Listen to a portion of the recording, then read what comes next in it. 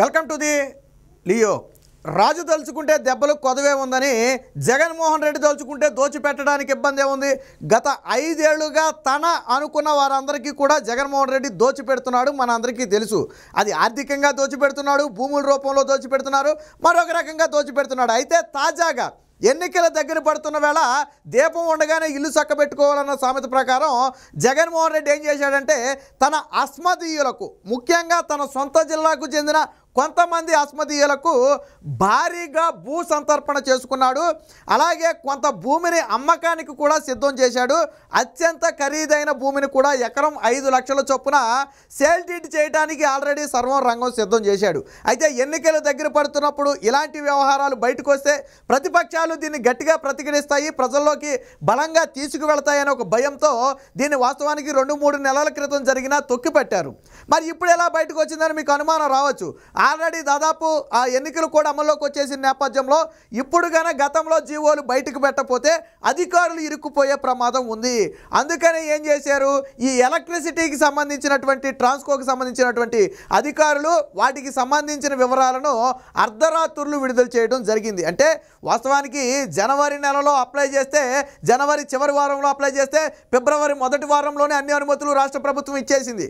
Cabinet సమావేశంతో సహా అన్నీ కూడా రహస్యంగానే చేసేసి దానికి సంబంధించిన కాగితాలన్నీ కూడా సిద్ధం చేసేసారు. ఎందుకనంటే మళ్ళీ ఈ పార్టీ గెలుస్తుందో లేదో ఎవరికీ తెలియదు. వాస్తవానికి గెలవదన్న విషయం వాళ్ళకి తెలుసు. మళ్ళీ గెలిచే పార్టీ అయితే ఇంత హడావిడిగా ఎన్నికలకు ముందు ఈ పనులు చేయాల్సిన అవసరం లేదు.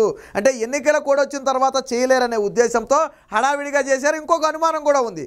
వాస్తవానికి ఇది ఎన్నికల కోడ్ వచ్చిన తర్వాత చేసి ముందు తేదీలు ఏమన్నా వేశారా అనే అనుమానాలు కూడా అయితే కలుగుతున్నాయి. దాదాపుగా రాయలసీమలో జగన్మోహన్ రెడ్డి సొంత జిల్లాతో పాటు దాదాపు 4-5 జిల్లాల్లో 50,000 ఎకరాలను దోచిపెట్టడానికి రంగం సిద్ధం చేశారు. ఎకరో 2 ఎకరాలు కాదు, 100 ఎకరాలు 1000 ఎకరాలు అంతకంటే కాదు, దాదాపుగా 50,000 ఎకరాలు. మరి ఏ పేరుతో దోచిపెడుతున్నారంటే విద్యుత్ ఉత్పత్తి సంస్థలను స్థాపించడం అనేది దీని వెనుకున్నటువంటి కథ. ఇక ఇండోసోల్ అనేది ఎవరిదో మనందరికీ తెలుసు. ఆ షిరిడి సాయి ఎలక్ట్రికల్స్ అంటే మీ అందరికీ బాగా గుర్తొస్తుంది. దాదాపు 1,00,00,000 కోట్ల రూపాయల కాంట్రాక్ట్లను జగన్మోహన్ రెడ్డి ఇచ్చిన కంపెనీ ఏదైనా ఉంది అంటే షిరిడి సాయి ఎలక్ట్రికల్స్. ట్రాన్స్ఫార్మర్ల దగ్గర నుంచి పవన విద్యుత్ వరకు కూడా అన్నీ కూడా దానికే కట్టబెట్టడం జరిగింది. ఇప్పుడు తాజాగా ఇండోర్ సోల్ అనేది కూడా దానిదే. దానికి దాదాపు ఒక 20,000 ఎకరాలను అయితే కట్టబెట్టడం జరిగింది. అలాగే జేఎస్డబ్ల్యూకి కూడా దాదాపు ఒక 20,000 ఎకరాలను కట్టబెట్టడం జరిగింది స్టీల్కి సంబంధించి. అలాగే హైదరాబాద్కు చెందిన మోసెస్ అనే ఒక కంపెనీకి కూడా కొంత భూమిని అయితే కట్టబెట్టడం జరిగింది. ఆల్రెడీ వీళ్ళంతా గతం నుంచి జగన్మోహన్ రెడ్డి నుంచి లబ్ధి పొందుతున్న వాళ్ళే, ఇప్పుడు కొత్తగా వచ్చిన వాళ్ళు కాదు. వాస్తవానికి ఆ టెండర్లో పిలిచి ఒక నిబంధన ప్రకారం జరగాల్సిన దీన్ని హడావిడిగా మూడో కంటికి తెలియకుండా చేయటం వెనకే దీని అసలు రహస్యం ఉంది. పైగా కొన్ని ప్రాంతాలు కేంద్ర అటవీ పర్యాటక శాఖ పరిధిలో ఉన్నటువంటి ప్రాంతాలు కూడా ఉన్నాయి. వాస్తవానికి దాని అనుమతి తర్వాత ఈ ప్రాజెక్టులకు రాష్ట్ర ప్రభుత్వం అనుమతులు ఇవ్వాలి, దానికి భూములు కేటాయించాలి. కానీ కేంద్ర పర్యావరణ అనుమతులు కూడా లేకుండానే ముందు భూములు కేటాయించడం అంటే ఒకవేళ కోడ్ వచ్చేస్తే కేటాయించడం కుదరదు. కాబట్టి ముందు రాష్ట్ర ప్రభుత్వం భూమి ఇచ్చి చేతులు దులుపుకుంటే తర్వాత సచ్చినట్టు కేంద్రమే అనుమతిస్తుందిలే అని చెప్పి ఈ రకంగా దోచిపెట్టే ప్రయత్నం చేశారు. ఇదంతా కూడా ఇప్పుడు ఒక్కొక్కటిగా వెలుగులోకి వస్తుంది. తీగలాగితే డొంకంతా కదిలినట్టుగా చిన్న తీగను పట్టుకుని లాగితే 50,000 ఎకరాల డొంక అయితే కదిలింది. దానికి సంబంధించి ఏ రకంగా దోచిపెడుతున్నారు ఏంటి అనేది మనం చూడొచ్చు. ఇది ఇండోసోల్ మనం చూడొచ్చు. ఇన్వెస్ట్మెంట్ సదస్సు అని చెప్పి జగన్మోహన్ రెడ్డి ఆడిన డ్రామాలో పాపం ఇండోసోల్ కూడా భాగస్వామి. వాస్తవానికి వీళ్ళు రాష్ట్రానికి పెట్టేది ఏమీ లేదు. రాష్ట్రం నుంచి వీళ్ళే భూములు 1000 ఎకరాలు దోచేసే ప్రయత్నం. సో ఇప్పుడు ఇండోసోల్ అంటే షిరిడి సాయి ఎలక్ట్రికల్స్ విశ్వేశ్వర్ రెడ్డిది.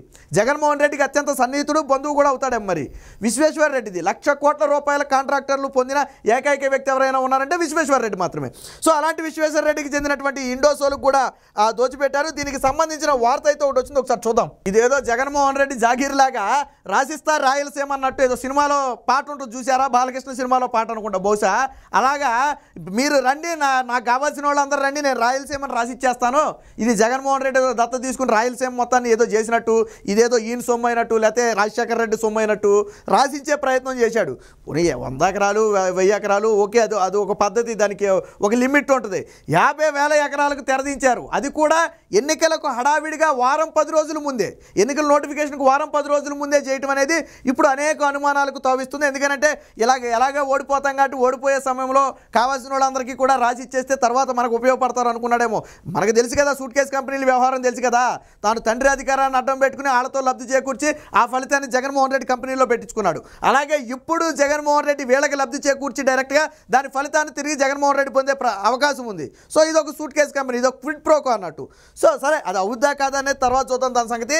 ఇకపోతే రాజస్థాన్ రాయలసీమ అస్మదీయులకు జగన్ భారీ భూ సంతర్పణ. మొత్తం 1 కాదు 2 కాదు 50,000 ఎకరాల ధారాదత్తం. ఎన్నికలకు ముందు హడావిడి నిర్ణయం. జనవరి 3వ వారంలో కంపెనీల దరఖాస్తు, అంటే జనవరి చివరిలో దరఖాస్తు, ఆ వెంటనే అదే నెలలో క్యాబినెట్, అసలు జనవరిలో చివరి వారంలో దరఖాస్తు పెడితే అదే నెలలో చివరిలో మళ్ళీ క్యాబినెట్ ఆమోదం. జేఎస్డబ్ల్యూకి చూడండి 20,100 ఎకరాలు అయితే ఇండోసోల్కు 24,750 ఎకరాలు. ఇండోసోల్ అంటే సిరిడి సాయి ఎలక్ట్రికల్స్ 24 ఎకరాలు. ఉత్తర్వులు ఎప్పుడు ఇచ్చారు? వీడు జనవరి చివరి వారంలో పెడితే ఫిబ్రవరి మొదటి వారంలోనే ఉత్తర్వులు వచ్చేసాయి. అంటే ఎంత వేగమో చూడండి. ఎందుకంటే ఎన్నికల నోటిఫికేషన్ ఎప్పుడు వద్దనేది ఎవరికీ తెలియదు కాబట్టి దీపం ఉండగానే ఇల్లు చక్కబెట్టుకోవాలన్న ఉద్దేశంతో చేసిన పనులు ఇవి. ఈ వ్యవహారం అంతా అత్యంత రహస్యం. ఒకవేళ మీరు అనుకున్నట్టు ఇందులో ఎటువంటి అవకతవకలు లేవు, ఇదంతా పారదర్శకంగానే జరిగింది, పెట్టుబడుల కోసం రాష్ట్ర అభివృద్ధి కోసం జరిగిందని మీరు అనొచ్చు. నేనేమంటానంటే అంత పారదర్శకంగా జరిగేదైతే ఎందుకు ఇంత రహస్యంగా చేయాలి? అంత పారదర్శకంగా జరిగేదైతే ఎన్నికలకు ముందు ఎందుకు ఇంత రహస్యంగా చేయాలి? ఏ రోజైతే మీరు దీని నిర్ణయం తీసుకున్నారో ఆ రోజే బహిరంగంగా మీ సాక్షి పత్రికలో రాయొచ్చు కదా. మేము ఇండోసోల్కి ఎన్ని ఎకరాలు 24,000 ఎకరాలు ఇచ్చాం, జేఎస్డబ్ల్యూకి ఒక 20,000 ఎకరాలు ఇచ్చాం, విద్యుత్ సంస్థల పెట్టుబడి విద్యుత్ సంస్థలను పెడతానన్నారు కాబట్టి మేము అన్ని లీగల్గానే ప్రొసీజర్గానే ఇచ్చామని చెప్పి ఒక నోట్ ఎందుకు విడుదల చేయలేదు? ఇప్పుడు ఎప్పుడో జరిగిపోయిన దానికి ఇప్పుడు ఎలాగా దాన్ని జీవోలో ఇప్పుడు విడుదల చేశారు? అంటే ఇందులో ఏ అవకతవకలు లేకపోతే మీకెందుకు అంత భయం? ఇదేదో ముందే జరిగి ఉండొచ్చు కదా నిర్ణయం. అంటే అవకతవకలు జరిగాయి. ఖచ్చితంగా దీన్ని ప్రతిపక్షాలు బలంగా వాడుకుంటాయని ఒక ఉద్దేశంతోనే తొక్కుపట్టారు. బట్ చివరికి వచ్చేటప్పటికి ఇప్పుడు ఎలక్షన్ కమిషన్ చేతిలో ఉంది కాబట్టి అధికారులు మా మెడకు చుట్టుకుంటుందనే భయంతో వీటి మొత్తాన్ని కూడా బయటపెట్టారు. బయటపెట్టాక అసలు వ్యవహారం అంతా బయటపడింది. పర్యావరణ అనుమతులు లేకున్నా గ్రీన్ సిగ్నల్, భారం పడేలా విద్యుత్ కొనుగోలుకు కూడా ఓకే. ఇక్కడ మళ్ళీ బాధుడికి మళ్ళీ మామూలే, షరా మామూలే. ఇది ఎన్నికలు వచ్చినాయి కదా ప్రజలకు గత ఉపశమనం కల్పిద్దామనేవి లేదు. ఆ బాధుడు అనేది షరా మామూలే జరిగిపోద్ది. 10,100 ఎకరాలు కాదు, రాయలసీమలోనే అక్షరాల 50,000 ఎకరాలు కట్టబెట్టేశారు. అది కూడా ఎన్నికల షెడ్యూల్కు 2 నెలల ముందు నుంచే ఈ భూ సంతర్పణ మొదలైంది. అస్మదీయ కంపెనీలకు జనవరి 22వ తేదీన దరఖాస్తు చేయడం, ఆ వెంటనే అనుమతులు ఇవ్వడం, కేబినెట్ ఆమోదం తెలపడం, ఫిబ్రవరి తొలివారంలో సర్కారు ఉత్తర్వులు జారీ చేయడం, హడావిడి అంతా రహస్యంగా ఉంచడం. ఈ జీవోలు కూడా ఎప్పుడు బయటికి రాలి. కడప జిల్లాతో పాటు అన్నమయ్య, అనంతపురం, శ్రీ సత్సాయి, కర్నూలు, నంద్యాల జిల్లాల్లో జగన్ సన్నిహితుల కంపెనీలకు విద్యుత్ సంస్థల స్థాపన పేరుతో కారు చౌకగా భూములు కేటాయించారు.